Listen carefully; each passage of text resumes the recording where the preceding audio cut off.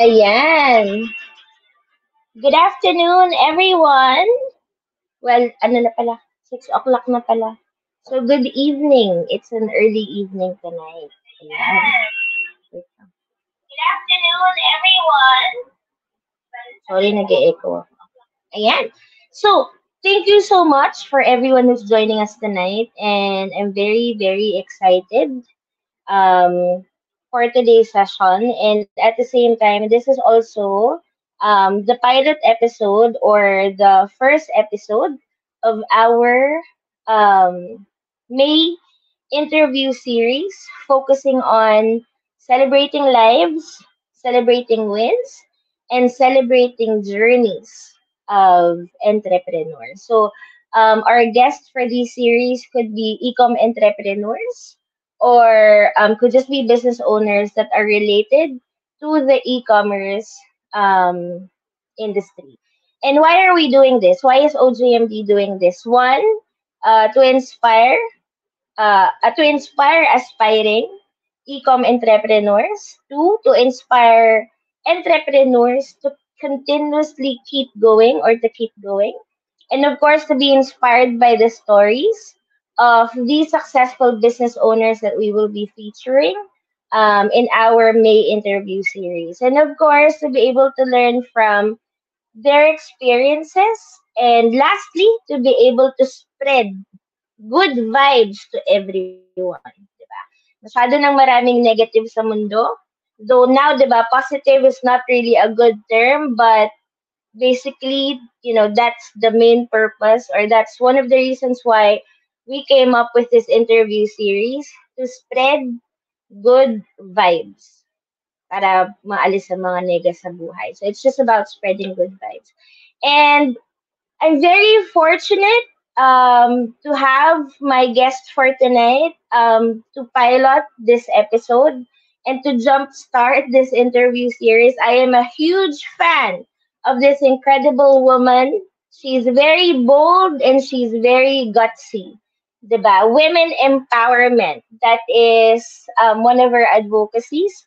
And at the same time, I would say that um, what she has done, if not 2 years ago, if I'm not mistaken, what she has done 2 years ago is actually, I would say, something that is actually in preparation for the current situation, which is the pandemic, right?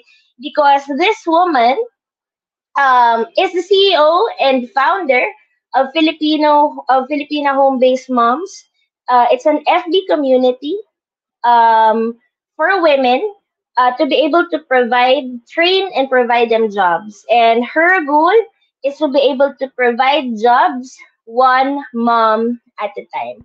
So our guest for tonight is a finalist in the finest startup competition in the Philippines, the Final Pitch Season 4, and a cohort of AIM Dado Banatao, ISIP, Ashoka, and Facebook Accelerator Program. She's also a business and career trainer, speaker, and ambassadress of Canva and Online Jobs PH. So as I mentioned, she is the CEO and founder of Filipina Home-Based Moms. It's the first biggest freelancing group for Pinay moms. When I last checked, they're at 341,000 members nationwide. And when I got to know her way back 2019, I think they were only that time her group was already at 100,000. So just imagine the massive increase of their members. In a span of 2 years, she's now at 41,000 members. She's known as Mommy MK. She is passionate about helping stay-at-home, corporate, and overseas moms thrive in their chosen career, either as an entrepreneur or freelancer, so that they can earn enough without leaving their family. So this woman is a woman with a strong advocacy to change the world, as I mentioned, one mom at a time. So good evening, Hi, MK. good evening, Mami Mary. Kamusta? I'm good. Thank you for gracing Happy us Mother's Day! tonight. Oo, happy, saktong-sakto Mother's Day tomorrow. So, and that's one reason why I also invited you, other than to jumpstart this interview series, but then again, since it's also Mother's Day tomorrow. So there. So guys, so you will find out, we will talk about MK's journey as a business owner in this episode. So MK, my very first question for you is, who is MK before you became a business owner? Okay, that's an interesting question, no? Kasi usually kasi, whenever may mga taong nagtatanong about me, hindi ko na masyadong nakukwento. Kung ano ba yung naging experience ko in the past or kung hindi man sobrang hindi ganun kadetalye.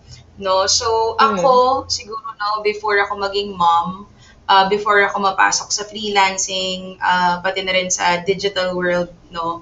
Um, Sobrang hirap talaga ng family namin sa totoo lang. Kasi sobrang daming unfortunate events nung mas bata pa ako.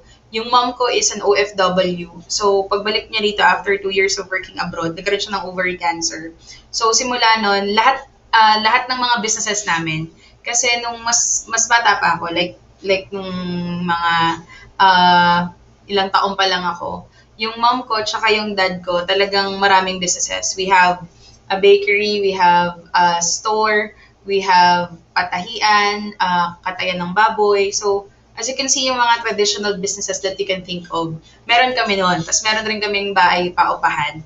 So, after nung magkasakit yung mom ko and then nawala siya, after a couple of months naman, yung dad ko, nagkaroon naman siya ng aksidente. So, nabali naman yung paa niya. So, ako naman, wala akong choice kasi pangalawa ako sa family, yung ate ko naman nasa Bicol, tawag dito. May malaking family na rin siya. 6 yung pamangkin ko doon. So talagang ako na lang yung inaasahan ng family namin, no. So talagang walang-wala kami noon. No choice ako kundi magtrabaho while studying. And then even yung studying ko nang talagang ginagapang ko siya. To the point na inaantay ko pa yung guard sa school namin para magsarado ng school para sasabay ako sa kanya pa uwi. So imagine na. Tapos wala na talaga akong pambaon every day. So sobrang struggle talaga in terms of yung financial, no? And then when I started working naman, which is my first job kasi is fast food crew. And then after nun, I tried naman mag-call center. Tapos, we all know naman na yung mga call center companies, hindi naman porket sa call center ka eh, malaki yung sahod mo. Yung first call center company ko, right. ang pasahod ko that time is 14,000. Which is literal na pagdating ng pera sa'yo, talagang bayad utang, lahat ng expenses, Mm, kaya totoo yung sinasabi nila na pecha de peligro. Pero lahat naman ng mga experiences ko nun before, talagang hindi ko talaga rin kinakalimutan kasi yun yung parang part ng kung ano rin ako ngayon. No? So, right. sobrang dami. Grabe, hindi ko rin talaga ma-imagine na darating ako sa point na magkakaroon ako ng sarili kong, online business, online company, Mm. ma-achieve ko yung mga na-achieve namin ng asawa ko. No? So, nakakatuwa rin na mabalikan ngayon. Wow, diba? Who could have imagined na yun ang napagdaanan mo? If you don't mind, ilan kayo magkakapatid? We're three, tapos pare-parehong babae. So, ako yung panggitna. Pero yung ate ko kasi hindi namin siya nakasama. Like, nagstay talaga siya sa Bicol na. No? So, yun naman. So, parang lumalabas na ako yung panganay sa aming dalawa magkapatid. And then, yung kapatid ko no, na bunso, talagang elementary siya, tapos ako high school.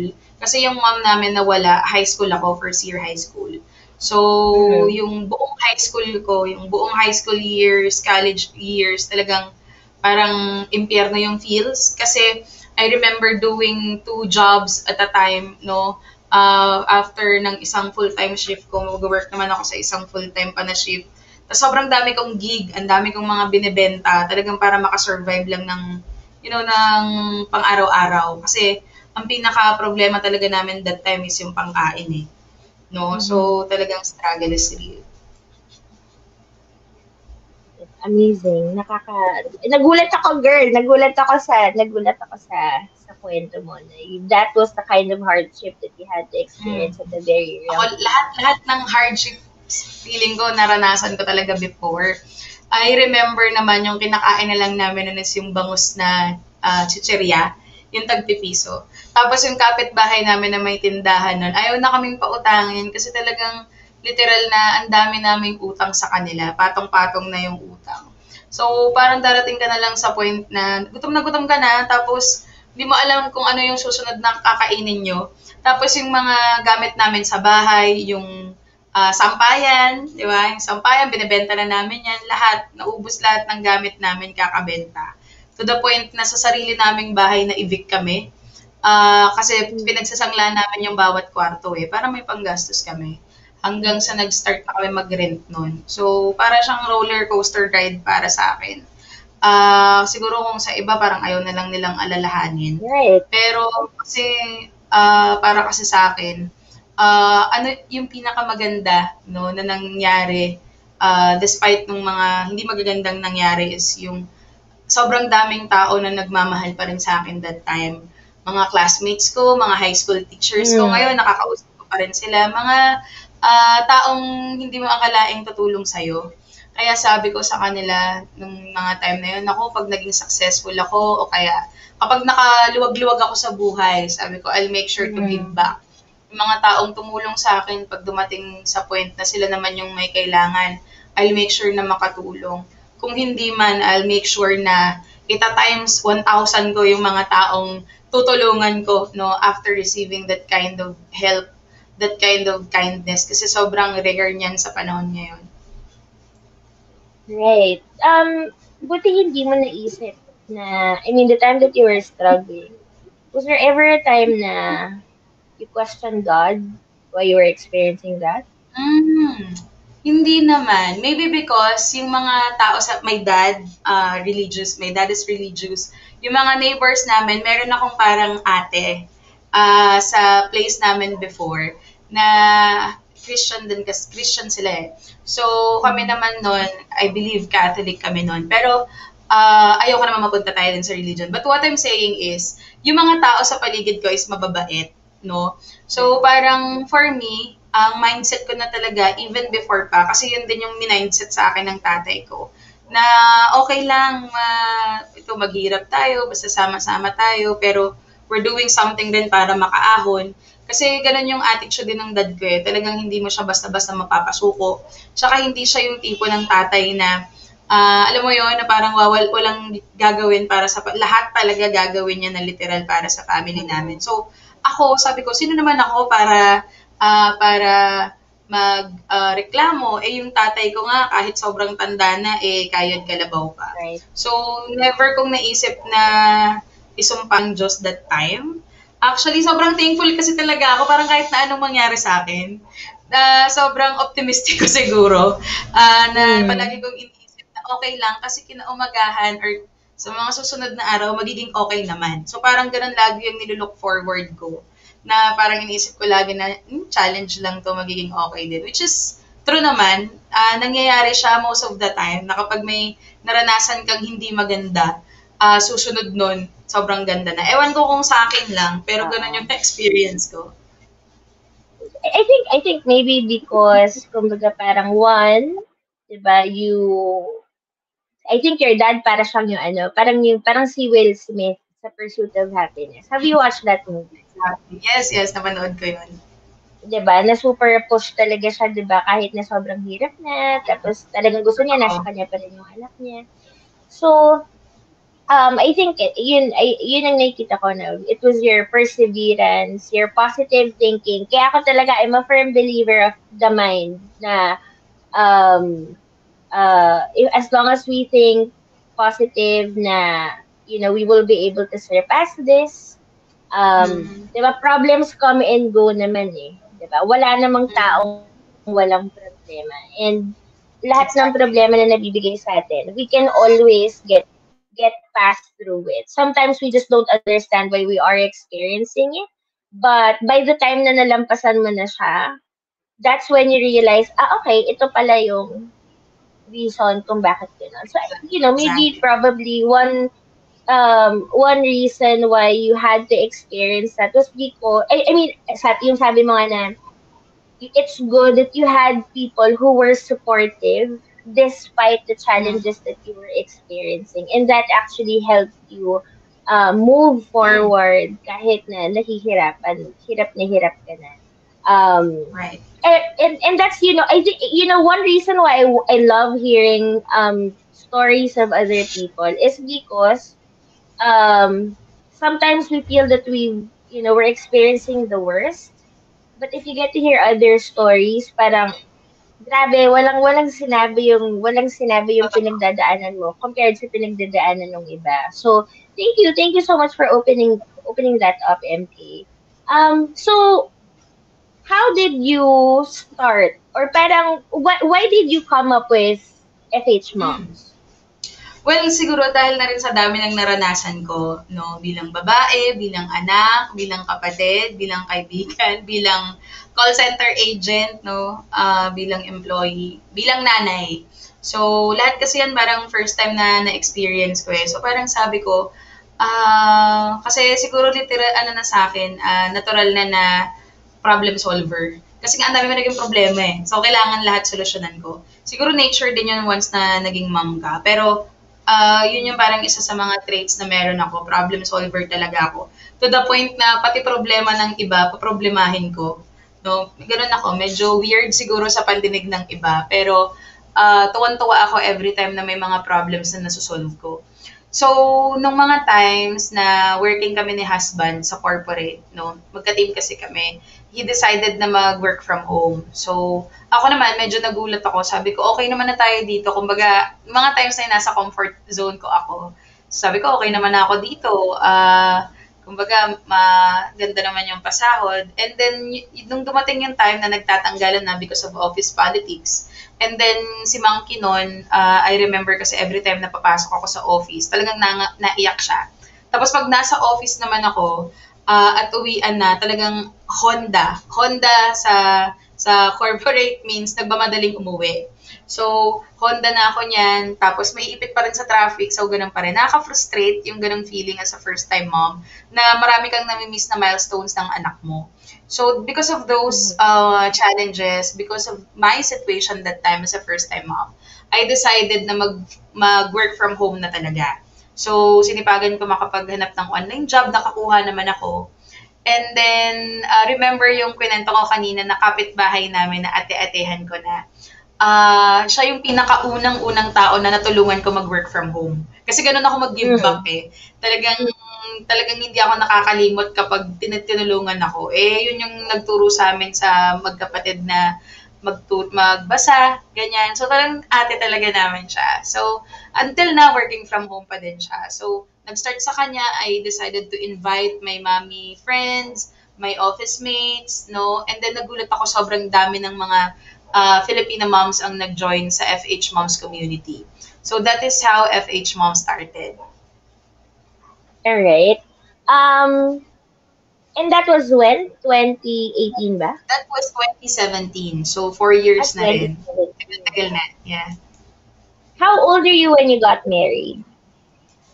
I got married at 21 siguro. So, katawa naman yung question na yan. Pero, ayun, 21 ako and then I believe that's 2018. I'm not good with numbers kasi. Pero, ang bilis ng pangyayari, no, when it comes to, my married life. Pares na kasi kami working from home, right?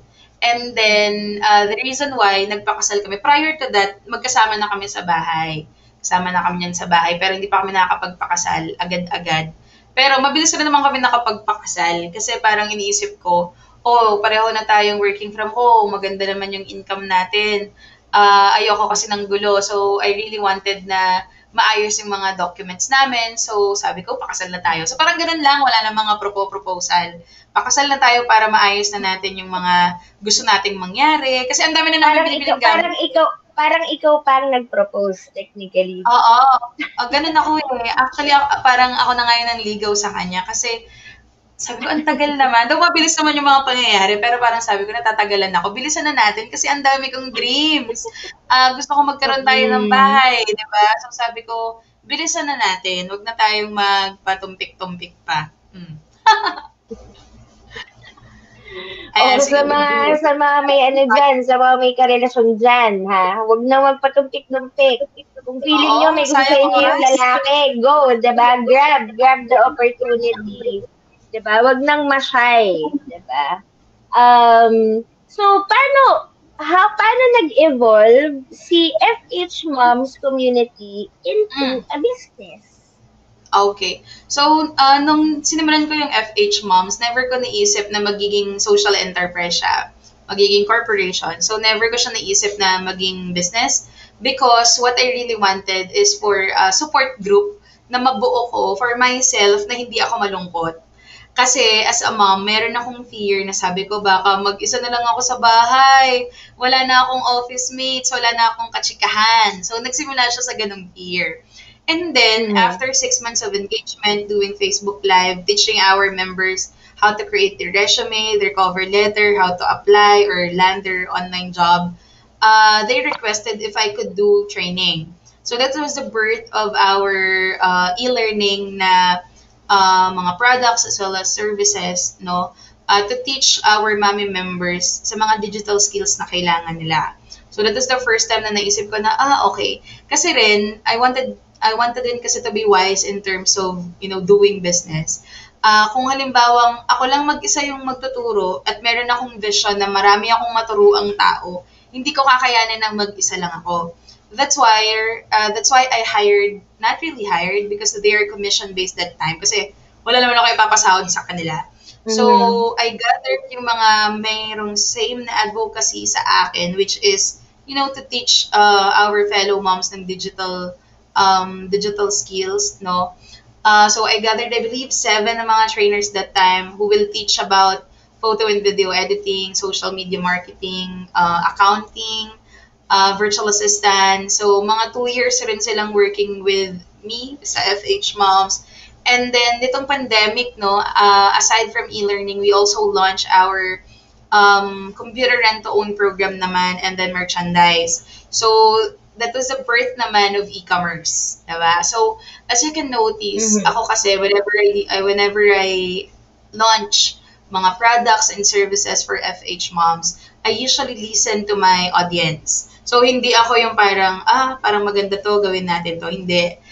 Tinatimingan ko yan. O kaya, minimake sure ko na yung mga tao yung may gusto. I always ask them, gusto niyo ba ng ganito? Gusto niyo ba ng ganyan? No? So, para rin ma-make sure ko na hindi ako nagsasayang din ng oras para i-launch yung mga products or services na ako lang yung may gusto, na wala namang willing mag-buy or wala namang ding, kumbaga, wala rin namang ready na mga tao na mag um, mag-advocate or what, 'di ba? So, sabi ko Mhm. I have to be strategic with this one. So after noon naman, we were able to close a big client for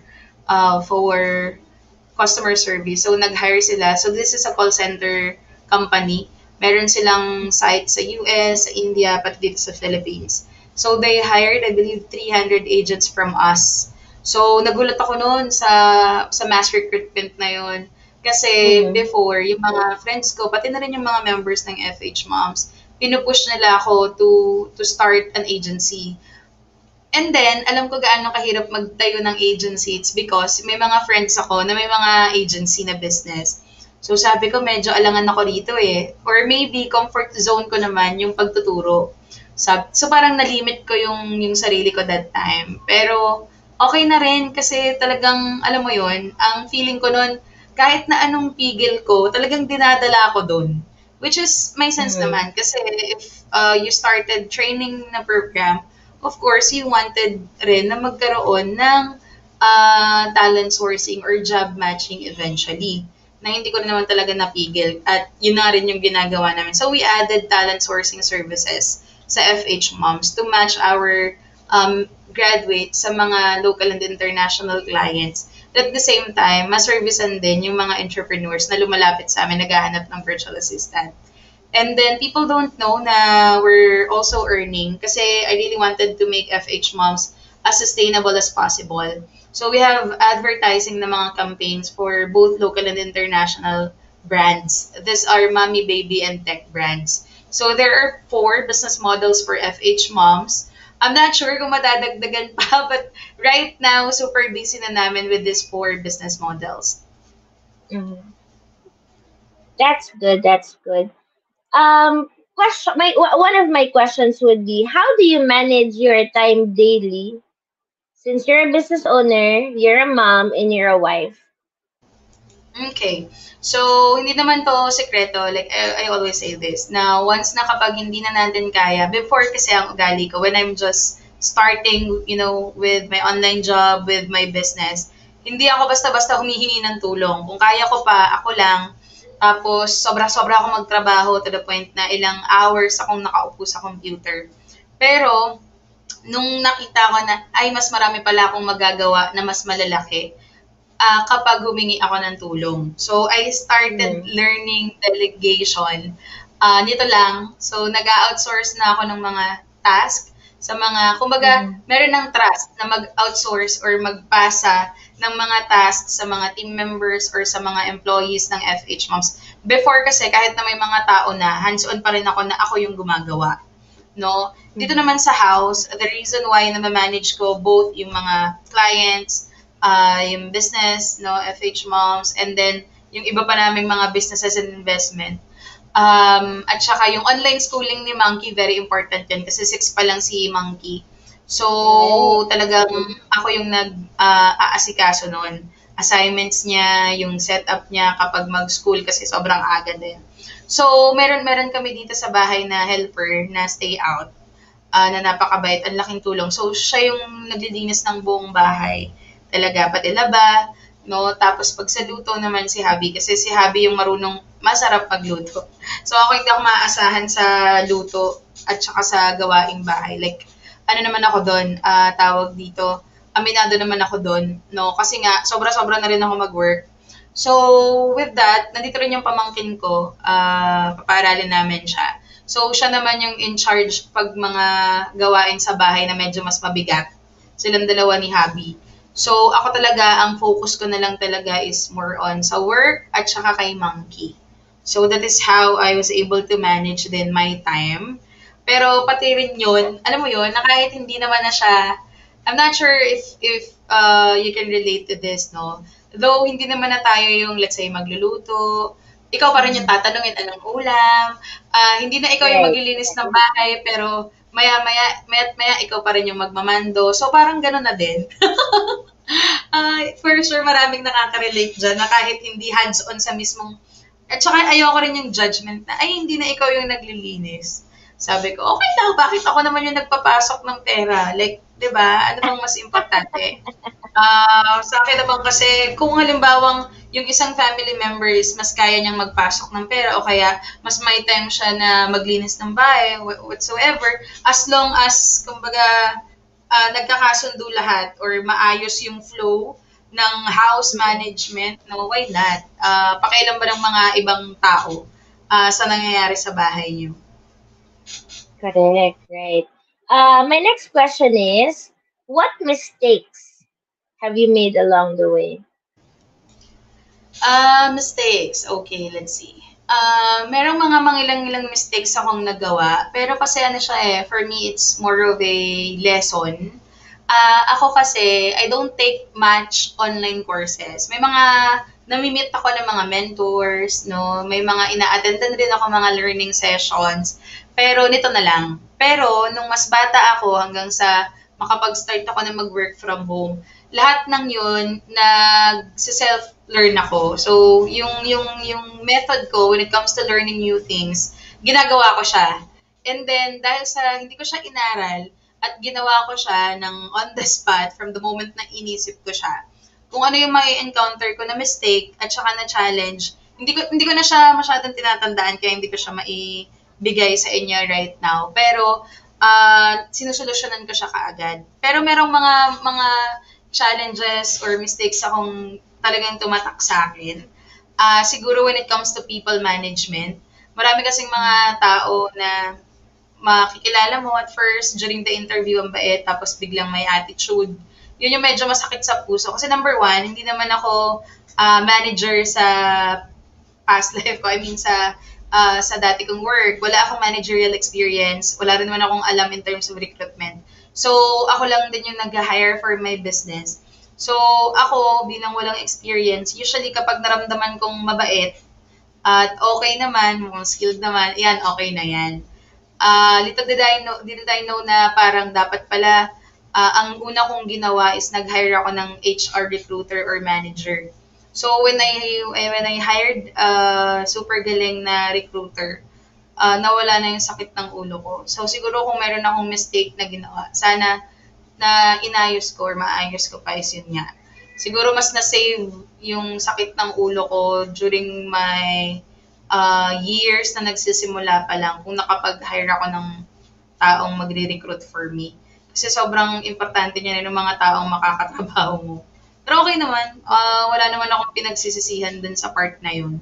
Siguro sobrang daming, medyo mas sensitive kasi ako nun before. Siguro halos lahat ng mga business owners na nasa first at saka second year pa lang nila, every time na may hindi magandang mangyayari sa business nila, sa team nila, maiiyak, masasaktan, syempre. Pero pag nasa third year, fourth year, ayan, medyo na kayo niyan, medyo strong na talaga kayo niyan. Hindi na kayo ganun ka masasaktan. Kasi ganun ako dati. Talagang umiiyak ako niyan to the point na gusto ko na lang i-close yung FHMoms, i-close yung business, mag-stop sa work. May mga ganun talagang times. Pero kasi, ayun nga, kahit pa paano naman na-handle ko naman din, especially mga ganong klaseng emotions. Yeah. Ayan.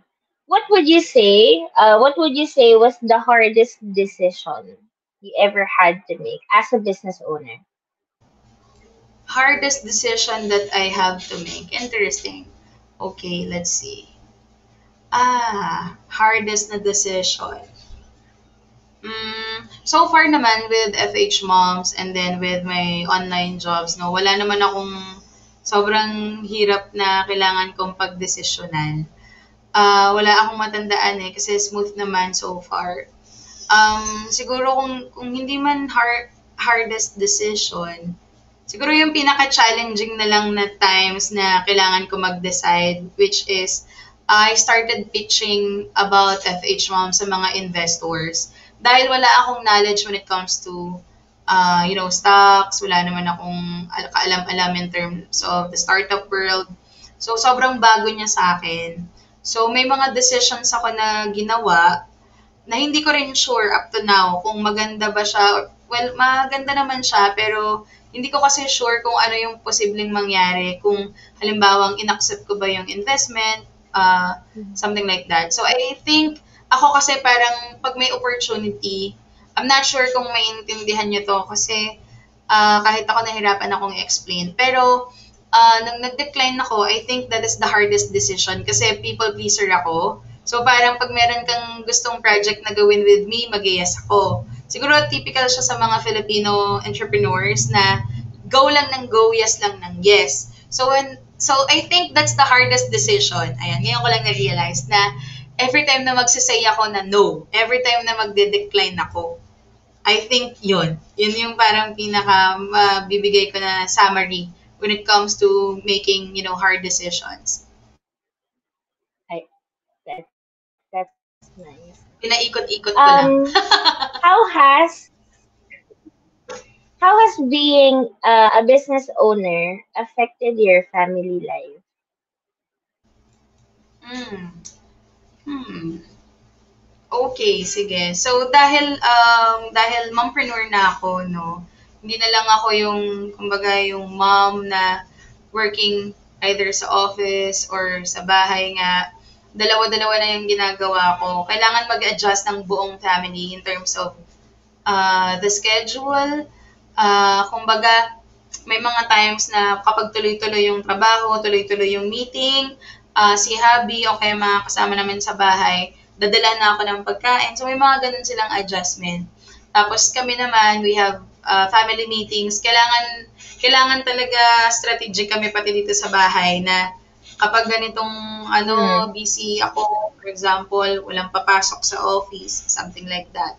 O kaya kailangan magtulungan talaga tayo para maging maayos. So, pati yun, ayan, natuto silang mag-adjust din. So, hindi lang lahat ng adjustment sa akin.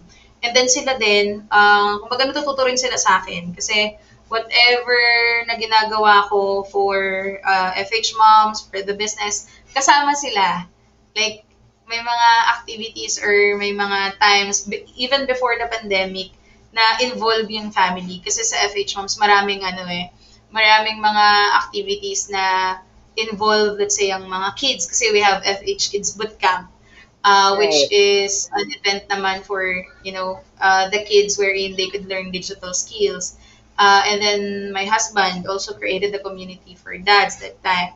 So imagine, no, yung involvement ng family ko sa ginagawa ko, ibang level din talaga. And what I really love about them is that sobrang supportive nila. Even my mother-in-law, my father-in-law, sobrang nakakatuwa kasi they would share whatever achievements na meron ako. So, it affected me in a positive way naman. Pero siguro may mga times, especially nung nagsisimula, na parang nami-miss nila ako. Actually, yon sabi nila, oh, nami-miss ka na namin. Grabe na yung work mo, pahinga ka muna. Ganyan-ganyan. So, hindi nawawala yung mga ganong times. Kaya minsan, ang struggle ko is yun. Kung kailan ako mag-stop para mas makapag-spend ako ng mas maraming time with them. Right. Yun nga din yung isang gusto ko sa inyo, Like, ito, you have FH moms, tapos your hubby has, ano ba yung sa kanya? Anong tawag na sa kanya? Dad, ano yun? Age Dad, dad.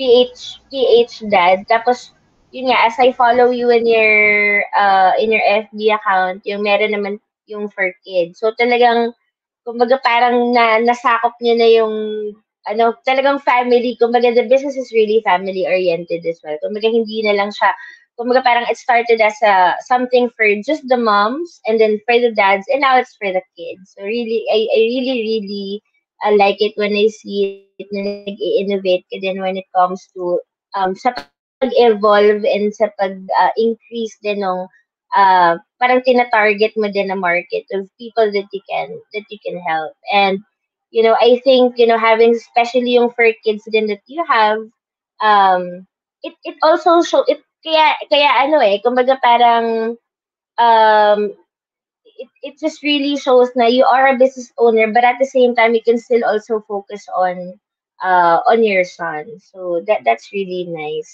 Um, what is your favorite aspect or what do you love about being a business owner? Hmm. Ano nga ba yung pinakagustong gusto ko sa pagiging entrepreneur? Once kasi na ikaw yung parang pinaka-boss, no, ng business mo, ah, totoo yung sabi nila na kapag halimbawang nag-transition ka to becoming a business owner, yung 9 to 5 na job mo na nirereklamo mo, once na naging business owner ka, mas marami ka pa talagang time na i-spend. Pero, come Correct. to think of it, na para ka lang ding nagtatanim. Tapos, darating yung time Right. na mas magiging chill na lang. Siguro sa akin, yung first 3 years ko, hataw talaga ako niyan. Pero ngayon, na nasa fourth year na ako at meron na akong team na malaki na, sila na yung man yung nagtatrabaho for the company. So, mas marami akong time na ma-spend with my family kasi kapag halimbawang merong biglaang, let's say, labas, may biglaang activity, for the family, mabilis ko na lang na ipapasalo whatever task na meron ako Mm-hmm. sa mga virtual assistants ng FH Moms. So, meron na akong ganong na-enjoy na flexibility, no, as the founder, as the owner, no, ng sarili kong business. So, I think yun yung pinaka gustong-gusto ko na parang hindi na lang ako, parang gusto kong tanggapin yung mga sinasabi na ng tao na sa bahay ka lang naman. Pero at least I'm earning while I'm at home. So parang okay ako to receive those kind of judgments. No, na I don't have to wear anything fancy while working, no. Kahit naka-t-shirt lang and all and I'm still working, no. I'm getting paid with what I do. So parang yun yung pinaka-favorite na aspect for me being an entrepreneur. Right. And 'di ba parang some think that being a business owner is easy. They think na parang it's just all about gaining money. But in reality, parang ito, I saw this when I was doing my research. An entrepreneurial life is not for the fainted heart. Because tayo, we both came from corporate, from working in a corporate setup to jumping and doing business. And iba yung nakaka-receive ka ng every quincenas and 30th, alam mong may aasahan ka. Regardless if you do a good job or a bad job. Um, but ito nga, di ba, when you stop receiving a consistent paycheck at the end of the month, you are bound to experience something greater than life. But it takes a lot of hard work. So, iba ang challenges sa corporate life and mas maiba ang challenges sa being a business owner. And lalo na for someone who's doing business, parang yung 9 to 5 job, yun nga sabi mo nga, yung 9 to 5 job na nirereklamo. Minsan na parang nagiging 24/7 siya na trabaho. Tapos you're also a wife, you're also a mom, so kumbaga parang with that pa included. So ayun. What would you say are the top three skills to be Hmm. a successful business owner?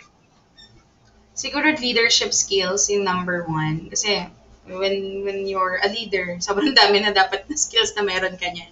Like, yung leadership kasi na skill is like combo na skill for Mm, me. And it's something na hindi mo basta-basta matututunan unless magli-lead ka talaga ng mga tao. No? Kasi right. communication skills kasama na dyan eh. So, yung pinaka-top na skill na gustong-gusto ko sa sarili ko, yan, is be able to lead other people, no? Despite Mm, of your age, kasi I'm just 27. So, may mga mhm, nililid tayo ng mga mas matatanda or mas bata. So, yung leadership style na meron ako, others kasi would be strict and all that. Ako kasi hindi. So, medyo maluwag pa. Pero grabe yung hustle. So for me, having that kind of leadership na comfortable ka would be the best skill na dapat na meron tayo. Next, aside from leadership, na mention ko earlier is communication. And if you are, let's say, an e-commerce business owner or a digital entrepreneur, no, mas mahirap yung communications online. So, dapat yun din yung ma-master natin. And when I say communications, no, or communication skills na dapat meron tayo, hindi dapat siya natatapos sa Zoom meeting, hindi siya natatapos sa private chat mo with your team members or teammates. Dapat makilala mo rin sila or makamusta mo sila on a personal level. Kasi yun yung mahirap when it comes to working with, with your team online. Hindi ka na updated with what's really happening to them. Unlike kapag nakita mo sila ng face-to-face sa office, malalaman mo na yung isang tao may problema. Pero kapag online yan, tapos hindi right. nagsasabi sa'yo, yun yung mahirap. No? So, kailangan bilang isang business owner, we have to learn yung communication skills natin at saka siguro sometimes yung pinaka-last na siguro I'm not sure what kind of skill is this pero we have um, to be kind with any situation. I'm not sure kung may skill na ganun. Siguro it's more of a trait. Pero dapat tayo, we have to be considerate with different kind of situation na may encounter natin sa mga tao, sa business natin, no? Kasi sometimes yun yung naglalak sa mga businesses right now. So I'm not sure what kind of skill is that. Dapat siguro mas madali tayong siguro flexibility. I'm not sure if that's the right term, pero ako kasi very flexible ako in terms of different situation. Maganda or hindi maganda, talagang nag-a-adjust ako. So I think that's the third skill na gusto kong i-share with everyone. All right. What is your greatest fear? And how do you manage Mm, it? greatest fear. Okay. Mahirap na. Okay, siguro as a business person, no, or as a business owner, of course, kung related sa business na fear, Kasi we have personal fear, of course. Hindi naman mawawala yun. Kung personal, of course, that would be, about my family. Uh, pero kung business related naman, of course, I'm afraid na mawala yung business ko kasi that's like my baby eh. So like, losing someone or losing your business kasi parang baby mo na rin yun. Siguro yun yung pinaka-biggest na fear for me, no? To lose something. Kasi ako yung klase ng tao na ayaw ko na natatalo, ayoko na, not naman on a negative way na parang pag natalo ko nagtatantrums ka, pero kasi ako parang Mm-mm. sanay ako na mag-win ng mag-win.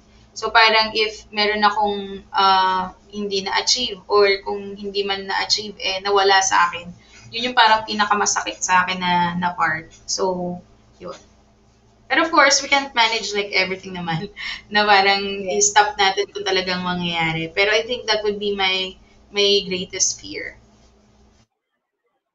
If, so ito medyo pang Miss Universe na question. If you had Parang a fast magic talk pala. stick, if you had a magic stick, which are the three things that you would change in the world? Three things. Parang patagal ng patagal, Mary Mary. Parang pahirap ng pahirap to ah.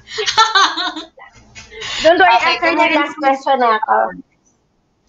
Okay, sige. Kung meron akong superpowers to change whatever I wanted dito sa mundo, no, is siguro for our community members sa FHMoms, yung mga moms natin, since Mother's Day din ngayon, gusto ko mawala in an instant yung whatever pain na nararamdaman nila. I mean, not the physical pain, but more on the Mhm. emotional side. So, kung pwede siyang gawing instant lang, like meron ng magic stick, yun yung gusto kong mawala, yung pain na yun, na kung saan man nanggaling, either from work, from their family members, friends, whatever situation na meron sila. Second naman na gusto kong baguhin, no, on an instant is mabalik yung confidence ng mga moms when it comes to, working, when it comes to doing business. Kasi that's something na parang isang iglap lang din na nawala. No? When they became a mom, ayan, nawala yung Yeah. self-confidence nila. So gusto ko rin sana yung magic stick, instant din na mababalik yung self-confidence na yun. Kasi I believe na once na naibalik ng isang tao or ng isang mom yung confidence niya, ayan, magiging okay na ulit ang lahat. And third, siguro kung meron akong gustong baguhin, siguro personal na lang. To gusto ko, kahit isang iglap, pwede kong mapapayat yung sarili ko. Personal naman kasi panay tayo ibang tao. Gusto ko meron akong magic stick na pag ganun, yan, payat na tayo kaagad. Kahit kumain tayo na madami. Oo. Oo. Huwag ka mag-alala. Magmo-model ako ng isang slimming coffee. Pag effective Ay, sa akin, i-recommend ko sa'yo.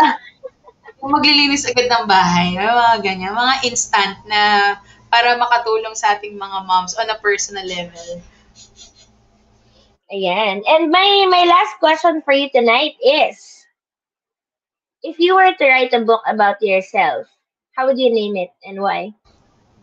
Actually, I'm planning to write a book. Mm. However, hindi ko talaga alam din kung ano yung magiging title niya. Kaya parang challenge siya sa akin. Parang napaisip na naman ako ulit na kailangan kong pag-isipan. Pero, the concept, siguro concept na lang since that is what I have in mind.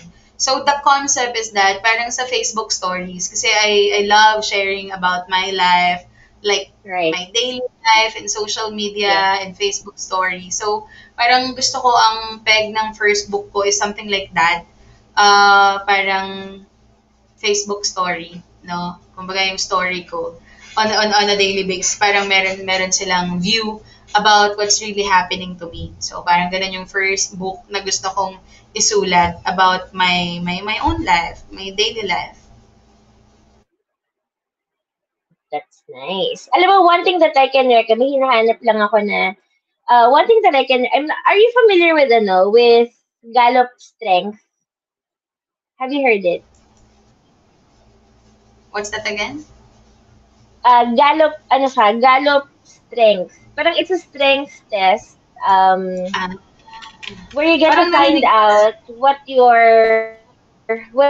your strengths are. Kasi 'di ba parang Ay, as we narinig ko na. oh yan na, Coach Ron, kung nanonood ka, pinopromote kita ha. parang ano siya, it's a test that you take for you to find out what your top 5 strengths are. Kasi 'di ba parang as nung bata tayo, kunyari 'di ba like in subjects, if magaling tayo sa English, magaling tayo sa say science, magaling tayo sa Filipino, pero mahina tayo sa math, ang tendency natin and ang tendency ng parents natin is i-focus tayo sa math kasi mahina tayo doon. Pero with Gallup strengths training, whatever your strengths are, the idea is for you to focus and work on them and make them stronger. Parang ganun siya. Mm. Actually, like with me, because I attended New Bold University training nung January, and that's where I found out about this strengths training. And then when I took it, share ko ng screen. This is something that I highly recommend that you take and you actually have your staff take para you also get to learn and understand how it's work, but how it's best to parang tap on their strengths and for you to also have a better understanding of their behavior. So share ko yung ano ko. Share ko lang yung screen ko real quick. Because finding out what my strengths were actually helped me have the confidence to run ojMD on my own. Kasi parang when all this chaos happened, parang my biggest fear was how will the business sustain with the fact that people don't know me as much compared to my ex partner before. And sakto, I took this ito share ko. I took this. Can you see my screen? I took this test, and so this is my parang top 5. Pero it's 34 strengths all in all eh. Pero they focus on your top 5. So I found parang I saw na parang yung itong Is this for significance free? You competition, take this may bayad test for siya. May bayad siya na I ito think yata I yung don't para sa remember how mga much. companies, para sa Pero mga it's really HR. it's really good. It's really good. So the time that the case was happening, so my biggest fear was since he was leaving, parang my fear was how can I parang he had always been parang he's the brand and I'm always at the back. So how can I sustain the company or how can I survive the company without him? And then, parang, I took this test, and 4 out of 5, ito, makita mo, may color coding kasi yan siya. So, 4 out of 5 are all under, tinatawag siya na influence. May mga category kasi siya, influence, strategic thinking, ito siya. Ito yung mga categories ng strengths. Executing, influencing, relationship building, strategic thinking. So my top 5 strengths, 4 out of 5 is influencing strengths. So ito, if you would see influencing themes help you take charge, speak up, and make sure others are heard. So the time that when I found, parang nung na-realize ko na yun yung strengths ko, parang I said, I think this is parang telling me that I can actually do it. Parang I can step on his shoes, do what he used to do before and stuff like that. And then after nyan, parang I focused more on the strengths. And until now, I'm still attending coaching sessions. Focus on that. And ang what's good about it with that kasi is you get to understand your personality in a way and you also get to understand your staff. So like with you, 'di ba? You sabi mo like I'm thinking probably may competition ka na ano eh. Na sabi mo kasi you don't like losing. Tapos you're always a yes type of person. So may mga ganun siya, may intindihan mo siya. Tapos may mga part din doon na yung may iba naman kasi yung strength nila is more of the thinking or more on the feeling. So I highly recommend that you take that test and have your staff take it also. Share ko sa'yo later yung si Coach Ron, meron siyang strengths training. Doon mas maiintindihan mo yung, it's a class session, mas maiintindihan mo yung strengths and then you also get to share it with the class. So I highly recommend that that test. For you to also be able, since you're already good at a lot of things, and I think if you get to if you still get to explore on focusing on your talents pa, I think magiging presidente ka talaga ng Pilipinas. Pilipinas. or or ano, ay firm believer ako niyan, girl. Or kahit hindi man presidente, I think you can be in politics. With your advocacy, with how you think, how you want to help. And kaya that's why I want you to be able to focus on your strengths and improve it. So yun. So okay. So Looking forward. just before we end the session, we have a surprise for you. So I'm gonna play it. Hi, love. Happy Mother's Day. Thank you for taking care of us, me and Monkey. I hope na mas marami ka pang Papatato pa. matulungan at ma-inspire ng mga mommies. Keep moving forward. I love you. I love you so much. Oh, how Nagpapatato sweet. masakit na yan. Kaya haggard na si Ah, Coach kaya Kat. so na, ah, Kaya ginulo ko ka. kaya hindi siya nakaka-smile. Ayun, may tattoo artist kasi kami dito na ni-recruit namin for our client sa Canada. Kaya ito, this Mm-mm. one is a new tattoo. Yan, medyo magapa. Tapos meron akong tiger dito sa may leg part. Kaya, ayan, yung tsura niya talaga. Nakahubad pa kasi dito siya Oo, nagpapatato. kaya nagtaka ako. Sabi ko, bakit naman nakahubad si Jim? Message. Nagpapatato pala. Kasi ginulo ko lang siya eh. Last minute ko siya ginulo. Sabi Katuwa ko, naman. ang sexy. Sabi ko, ang sexy naman ni Jim. Ang special message na ko ba? Yung pala nagpapatato. So, yun. So, Yes, again, yes. hey, thank you so much for gracing us tonight. I'm very fortunate and happy that you are my day one, that you are my episode one. And I'm very now, I got to get to know you deeper, and nakaka-inspire, di ba? Kasi ako, I mean, hindi naman ako nagdaan sa ganung struggles. Though, may mga struggles din. I mean, before I started working and all. Pero iba yung pinagdaanan mo. And I admire you for what you have become. 'Di ba? Sabi mo na every kayo before ngayon, 'di ba? Bonggang-bonggang bahay. Oh, 'di ba? Nakapagpundar na. And I'm also very happy with I'm very sure that your mom and definitely your dad stays with you, right? Yeah.